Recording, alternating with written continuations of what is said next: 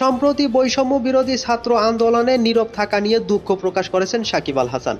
একই সঙ্গে মিরপুরের মাটিতে নিজের বিদায়ী টেস্ট খেলতে দেশে ফেরার কথা জানিয়ে ভক্ত সমর্থকদের সমর্থনও চেয়েছেন তিনি। সামাজিক যোগাযোগ মাধ্যমে বিশ্বসেরা এই টাইগার অলরাউন্ডারের এমন আকুতিতে অনেকেই সমর্থন জানালেও বিক্ষিপ্ত প্রতিক্রিয়া জানাচ্ছেন একটা অংশ। বিশেষ করে বৈষম্য বিরোধী ছাত্র আন্দোলনের সঙ্গে সংশ্লিষ্ট দাবি করা একটি পক্ষ ব্যক্ত করেছেন তীব্র ক্ষোভ, যার বহিঃপ্রকাশ হিসাবে বৃহস্পতিবার 10 অক্টোবর রাতে মিরপুরের শেরেবাংলা জাতীয় ক্রিকেট স্টেডিয়ামের চত্বরে একত্রিত হয়ে সাকিবের ছবিটা নিয়ে জুতাপেটা করেন তারা। একই সঙ্গে জানিয়ে দেন মিরপুর স্টেডিয়ামে সাকিবকে খেলতে দেবেন না তারা। পরে স্টেডিয়াম এলাকা জুড়ে সাকিব বিরোধী গ্রাফিতি আঁকেন বিক্ষিপ্ত এই শিক্ষার্থীরা।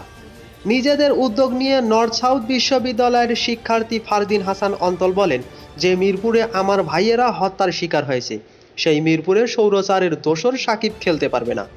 এ উদ্যোগের অন্যতম আয়োজক চট্টগ্রাম বিশ্ববিদ্যালয়ের শিক্ষার্থী আল মাসনুন বলেন, মিরপুরের মাটিতে সাকিবকে খেলতে হলে আমার লাশের উপর দিয়ে যেতে হবে। এছাড়া গ্রাফিতি করার কাজে উপস্থিত ছিলেন ঢাকা বিশ্ববিদ্যালয়ের শিক্ষার্থী সাদমান সাকিব আদিব, জাহাঙ্গীরনগর বিশ্ববিদ্যালয়ের শিক্ষার্থী সৈয়দ মুয়াজ, নর্থ সাউথের শিক্ষার্থী প্রত্যয় সহ অনেকে।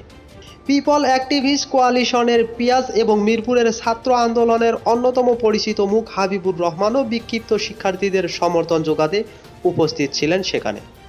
বিদায়ী টেস্ট খেলতে সাকিবের দেশে ফেরার ইচ্ছার প্রতিবাদে তারা জানান, ভোট চুরির সঙ্গে সরাসরি জড়িত এবং সৌরচারের দোসর সাকিব, যে কিনা দেশবাসীর ক্লান্তি লগ্নে বিদেশের মাটিতে আনন্দময় সময় কাটাচ্ছিল, সে আর কোনোদিন যেন বাংলাদেশের জার্সি গায়ে না দেয় এবং মিরপুর মাঠে না আসে। শেষ পর্যন্ত সাকিব কি দেশের মাটিতে তার শেষ টেস্টটি খেলতে পারবে, সেটা অবশ্য দেখার অপেক্ষা। তো এই সাকিব সম্পর্কে আপনাদের যদি কোনো মন্তব্য থাকে তাহলে অবশ্যই কমেন্টে জানাবেন।